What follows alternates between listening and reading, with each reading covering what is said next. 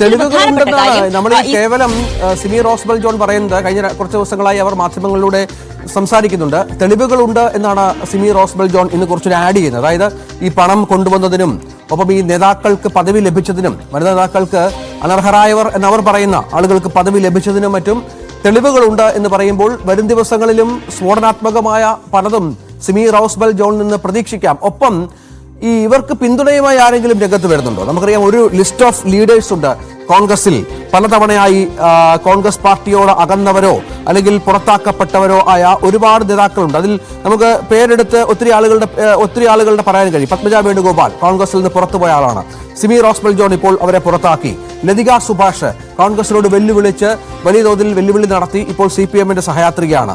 Rosakutty teacher ഇപ്പോൾ പാർട്ടിയുടെ ഭാഗമല്ല, അവരൊട്ടും ആക്റ്റീവല്ല. പ്രമീള ദേവി എവിടെ എന്നതിനെ കുറിച്ച് നമുക്ക് അത്തരത്തിൽ വ്യക്തതയില്ല. ഷാഹിദ കമാൽ CPM-ന്റെ ഭാഗമാവുകയും പിന്നീട് വനിതാ കമ്മീഷൻ അംഗമൊക്കെ ആവുകയും ചെയ്ത ആളാണ്.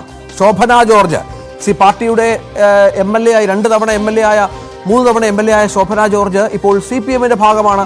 അങ്ങനെ ഒരുപാട് വനിതാ നേതാക്കൾ പാർട്ടി വിട്ട് മറ്റു പാർട്ടികളിലേക്ക് ചേക്കേറുകയോ അല്ലെങ്കിൽ നിർജീവമായി തുടരുന്നവരും ഒക്കെ ഉണ്ട്. അത്തരമാരെങ്കിലും ആളുകളുടെ പിന്തുണ കൂടി സിമി റോസ്ബൽ ജോൺ പ്രതീക്ഷിക്കുന്നുണ്ടോ?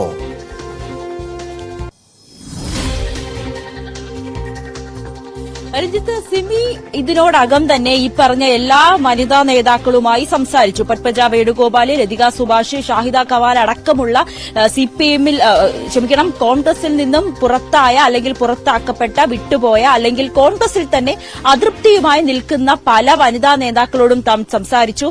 അവരെല്ലാം സമാനമായ രീതിയിൽ തന്നെയാണ് പ്രതികരിച്ചത്. അല്ലെങ്കിൽ തനിക്ക് തന്റെ ഈ ഒരു നിലപാടിനോട് പൂർണ്ണമായും പിന്തുണ അവർ നൽകുന്നുണ്ട് എന്നുകൂടി സിമി പറഞ്ഞു വെക്കുന്നു. കഴിഞ്ഞ ദിവസം കൂടി ഞാൻ ഈ ഒരു ആരോപണം, ഈ വെളിപ്പെടുത്തലിന് പിന്നാലെ പത്മജ വേണുഗോപാൽ തന്നെ വിളിക്കുന്ന സാഹചര്യമുണ്ടായി.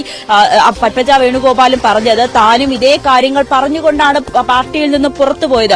അപ്പോഴും പാർട്ടിയിൽ നിന്നും ഈ VD സതീശൻ അടക്കമുള്ളവർ ചോദിക്കുന്നത് ഇനി എന്താണ് പാർട്ടി ഇവർക്ക് നൽകേണ്ടത്, ഇതിൽ കൂടുതൽ എന്ത് പദവിയാണ് ഇവർക്ക് നൽകേണ്ടത് എന്നൊരു ചോദ്യമാണ്. അല്ലെങ്കിൽ ഇവരുടെ പരാതികൾ പരിഗണിക്കാമെന്നോ അല്ലെങ്കിൽ അവരുടെ പ്രശ്നത്തിന് ഒരു പരിഹാരം ഉണ്ടാക്കാമെന്നോ എന്ന് യാതൊരു വിധത്തിലുള്ളൊരു പ്രതികരണവും ഈ പ്രതിപക്ഷ നേതാവിന്റെ കയ്യിൽ നിന്നോ KPCC പ്രസിഡന്റ് ഭാഗത്തു നിന്നോ ഉണ്ടായില്ല എന്ന് കൂടി സിമി പറഞ്ഞു വെക്കുന്നുണ്ട്. എന്തായാലും പാർട്ടിയിൽ നിന്ന് ഈ ലതിക സുഭാഷിന്റെ അടക്കം പിന്തുണ പൂർണ്ണമായും സിമിക്കുണ്ട്.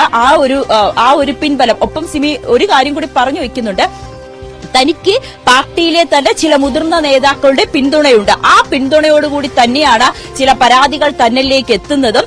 ഈ പരാതിക്കാർ സമ്മതിച്ചാൽ താൻ ആ തെളിവുകൾ പുറത്തുവിടും, അല്ലെങ്കിൽ നിയമ നടപടിയുമായി മുന്നോട്ട് പോകാൻ താനും അവർക്കൊപ്പം ഉണ്ടാകും എന്നുകൂടി സിമി പറഞ്ഞു വെക്കുന്നുണ്ട്. എന്തായാലും ഇത്രയും വർഷം തന്നെ പാർട്ടി പൂർണ്ണമായും അവഗണിച്ചു. VD സതീശനിൽ നിന്നും വളരെ മോശമായിട്ടുള്ള രീതിയിലുള്ള പ്രതികരണമുണ്ടായി. പല വേദികളിൽ നിന്നും തന്നെ പുറത്താക്കുന്ന ഒരു സാഹചര്യമുണ്ടായി എന്നൊക്കെ പറഞ്ഞു വെക്കുന്നുണ്ട്. ഒപ്പം ഏറ്റവും പ്രധാനപ്പെട്ട കാര്യം Uma Thomas MLA PT Thomas തന്റെ രാഷ്ട്രീയ ഗുരുവാണ്. അദ്ദേഹത്തിന്റെ പത്നി ഉമാ തോമസിൽ തനിക്കും തമ്മിൽ വലിയ രീതിയിലുള്ള ഒരു ആത്മബന്ധമുണ്ട്. ഉമാ തോമസിനോട് ഈ വെളിപ്പെടുത്തലുകൾക്ക് മുൻപ് സംസാരിച്ചതാണ്. അന്നും ഉമാ തോമസ് തന്നോട് പറഞ്ഞതാണ് സിമി വീണ്ടും പാർട്ടിയിലേക്ക് സജീവമാകണമെന്ന്. അപ്പോൾ താൻ കൃത്യമായും VD സതീശനിൽ നിന്നും ഒക്കെ നേരിടുന്ന ഈ ഒരു അവഗണന, ഈ ചവിട്ടിത്താഴ്ത്തൽ, ഇതിനെക്കുറിച്ചൊക്കെ ഉമാ തോമസിനോട് പറഞ്ഞിരുന്നു. പക്ഷെ ഉമാ തോമസിന് തന്റെ കാര്യങ്ങൾ കേട്ടപ്പോൾ വളരെയേറെ ദുഃഖമുണ്ടായിരുന്നു എന്നും തന്നോട് പറഞ്ഞു എന്നൊക്കെ സിമി പറയുന്നുണ്ട്.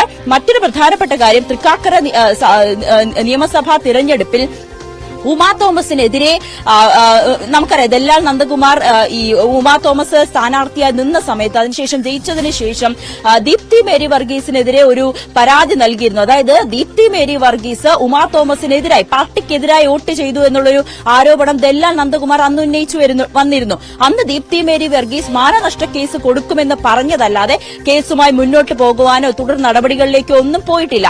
ആ ഒരു സാഹചര്യം കൂടി ഇവിടെ സിമി ചൂണ്ടിക്കാട്ടുന്നുണ്ട്. എന്തുകൊണ്ടാണ് ദീപ്തി മേരി വർഗീസ് ഈ മാനനഷ്ട കേസുമായി മുന്നോട്ട് പോകാത്തത്? അങ്ങനെ ഈ തന്നെതിരായി, അതായത് പാർട്ടിക്കെതിരായി വോട്ട് ചെയ്തില്ല എന്നുണ്ടെങ്കിൽ ഉറപ്പായും, അങ്ങനെ ഒരു നിലപാടുണ്ടെങ്കിൽ ഉറപ്പായും ദീപ്തി മേരി വർഗീസിന് നിയമ നടപടികളുമായി അല്ലെങ്കിൽ മാനനഷ്ട കേസുമായി മുന്നോട്ട് പോകാം. അങ്ങനെ പോയില്ല എന്നതിന്റെ അർത്ഥം ദീപ്തി മേരി വർഗീസ് ഉറപ്പായും കോൺഗ്രസിനെതിരായി അല്ലെങ്കിൽ ഉമാ തോമസിനെതിരായി അവിടെ പ്രവർത്തിച്ചു എന്ന് തന്നെയാണ് മനസ്സിലാക്കുന്നത്. അങ്ങനെ ആ തെളിവുകൾ അടക്കം അല്ലെങ്കിൽ ഇങ്ങനെ ഒരു ആരോപണം വന്നിട്ടും എന്തുകൊണ്ടാണ് പാർട്ടി ഒരു പേരിന് പോലും ഒരു പ്രഖ്യാപനം നടത്താത്തത്, അല്ലെങ്കിൽ എന്തുകൊണ്ടാണ് പാർട്ടി ഇതിലൊരു അന്വേഷണം വേണമെന്ന് ആവശ്യപ്പെടാത്തത് എന്നുകൂടി ആരോപിക്കുന്നത്, എന്നുകൂടി